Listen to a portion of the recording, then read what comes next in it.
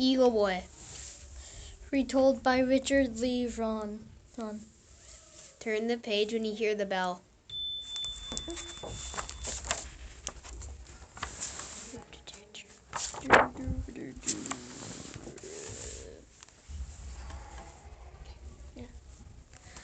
Along and rugged shoreline of the Pacific Northwest, a village stood in the cliffs overlooking the ocean.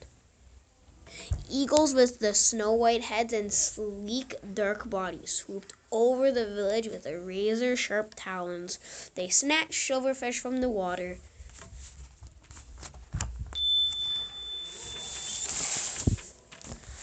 The people of the village did not like the eagles.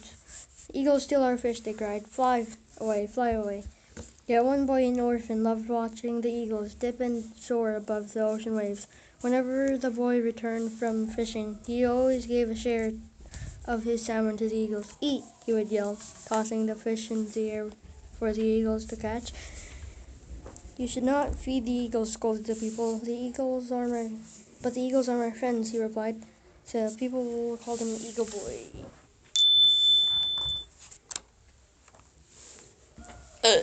Eagle Boy was a fisherman in the summer months.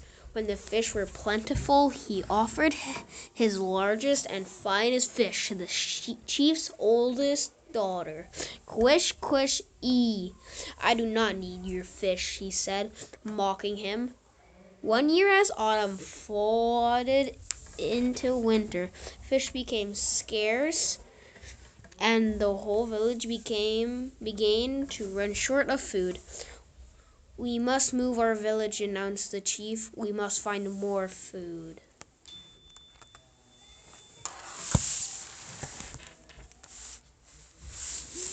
The people packed all they owned into their canoes. Eagle Boy stood on the beach and watched as one by one the canoes pushed off. Eagle Boy was poor and did not own a boat. We have no more room, said the chief, stepping onto the last canoe. Let your friends, the eagles, feed you, laughed Quish Quishy.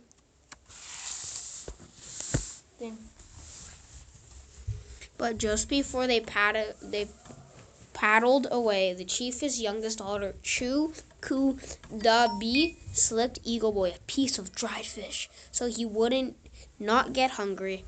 As the canoes disappeared over the waves, Eagle Boy stood alone at the wind-swept beach.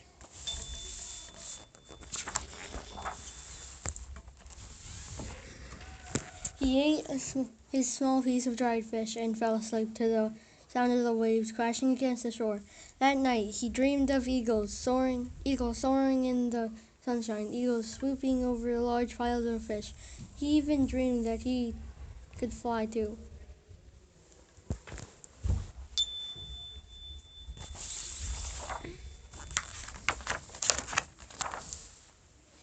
As the morning sun stretched its golden fingers across the beach, Eagle Boy awoke to the screeching of an eagle as it dropped a fat fish beside his fire. "Thank you, my friend," he shouted as the eagle flew away. Hungrily, Eagle Boy roasted and ate the fish. The next morning, 2 eagles dropped fish by the fire. "Thank you," shouted Eagle Boy again. "I will live another day." At the next sunrise, Eagle Boy watched as 3 eagles dropped silverfish on the sand. He ate the fill and spread the rest out to dry.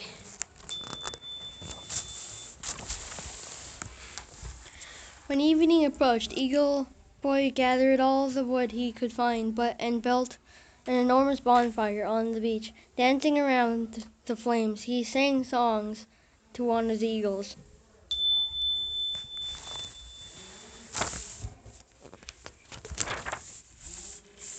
The next morning, the sky was full of eagles circling over a huge dark object close to the shore. They were bringing a whale. Eagle Boy slipped a long rope made of cedar bark around the whale and tied a rock that the whale could provide enough food for a whole village. The largest eagle landed beside Eagle Boy. Eagle Boy tied strips of dried fish around the eagle's neck. "Take this to Chu-Ku-Da-Bee," he said. "I want to repay her kindness."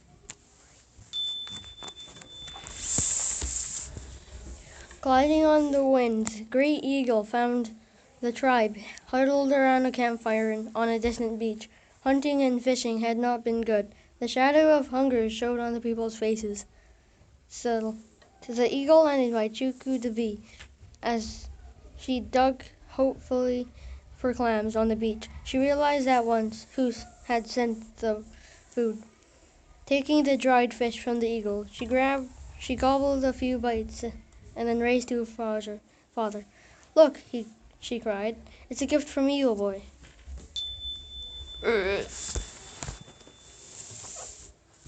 Thank you. Quish eyed the fish with greed.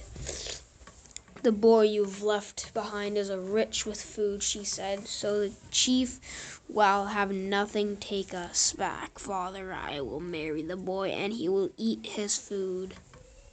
The chief shook his head in shame. We were wrong to leave the boy. The people around the campfire agreed.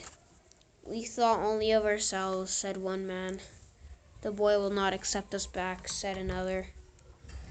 Even if he did, said an old woman, we could never make the journey home without food. Perched on a branch high above them, the great eagle listened to the people. Spreading its giant wings, it returned across the water. That night, Eagle Boy stood before the great eagle in the intense eyes were dark pearls of wisdom. Deep in those eyes, the boy could see a distant beach where people sat weak with hunger. Eagle Boy turned toward the flames. Let them go hungry, he shouted in anger, just as they left me to do.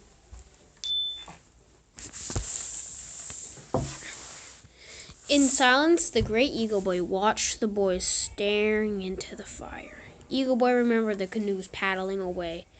He remembered Quish Wee laughing at him, but he also remembered Chudu the bee slipping him food and the eagles bringing him fish and saving his life.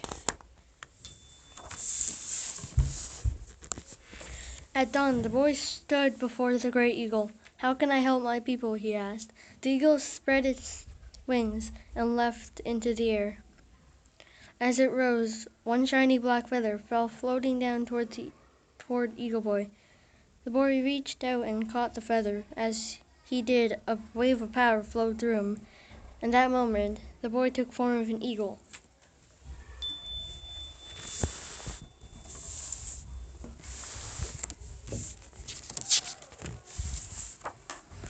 On the distant beach, the tribe sat weak with hunger. Suddenly, the sky was filled with screeching eagles. Eagles swooped. Eagles soared. Eagles flew over the people, dropping hundreds of silverfish. It's a sign from Eagle Boy, cried Chuku the bee, smiling. Yes, agreed the chief. He has forgiven us now. Now we can go home. With renewed strength, the people packed their canoes and set out across the water.